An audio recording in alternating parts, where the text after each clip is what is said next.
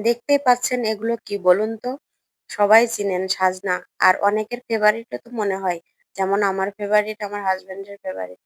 তো বছরের ১ম এ সাজনা ডাঁটা কিন্তু অনেক চড়া দামে বিক্রি হয়। চড়া দামে বিক্রি হলে কি হবে? পছন্দের সবজি খেতে হবে। তো কিছু সাজনা ডাঁটা রান্না করব। এখানে সাজনা রান্না করার জন্য কিছু মাছ ভেজে নিচ্ছি। আর এদিকে আরেকটা চুলায় বসিয়ে দিয়েছি একটি কড়াই। এখন আমি কড়াইয়ের ভিতরে দিয়ে দিলাম খানিকটা সাদা সয়াবিন তেল। আর তারপরে দিয়ে দেবো কিছু জিরা আর তেজপাতা ফোড়ন। জিরা, তেজপাতা ফোড়ন দিয়ে কেটে ধুয়ে নেওয়া সাজনাগুলোকে দিয়ে দেবো। দিয়ে দেবো উপর দিয়ে লবণ আর হলুদ ছিটিয়ে। দিয়ে এখন পালা নাড়াচাড়া করার। কিছুক্ষণ নেড়ে-চেড়ে সুন্দর করে একটু ভেজে নেব। খুব বেশি ভাজার দরকার নেই। পরিমাণ মতো একটু নাড়াচাড়া করে ভেজে নিলেই চলবে। তো এখানে মাঝে দিয়ে দিলাম কাঁচা লঙ্কা।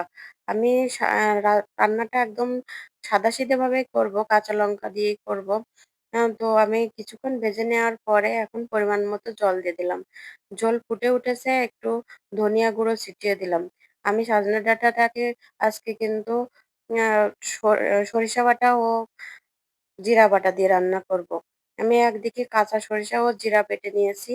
আর এখন মাছগুলোকে দিয়ে দিয়েছি, দেখতেই পাচ্ছেন। এখন তারা স্বাদ দিয়ে একটু ঝোল কম হলে শেষের দিকে দিয়ে দেব বেটে রাখা জিরা আর সরিষা। সরিষা বাটাটা একটু শেষে দিলে খুব ভালো হয়। আবার বাটাটাকেও আগে দিতে যাবেন না। কারণ সরিষা একটু তিতকে ভাব থাকে। ওইজন্য নামানোর কিছুটা আগে সরিষা আর জিরা বাটাটাকে দিয়ে কিছুক্ষণের জন্য ঢেকে দিলে ভালো হয়। যাতে ঝোলটাও গাঢ় হয়ে আসে আর সরিষার ফ্লেভারটাও পুরো ঝোলে মিশে যায়। তো আমি একটু নাড়াচাড়া করে এখন ২-৪ মিনিটের জন্য ঢেকে দেব। ঢেকে একটু জাল করে নেব। একটু জাল করে নিয়েছি। এখন আমি ঢাকনাটাকে উঠিয়ে নিচ্ছি। দেখুন আমার রেডি হয়ে গেছে আমার তরকারিটা। এখন আমি নামিয়ে নিচ্ছি।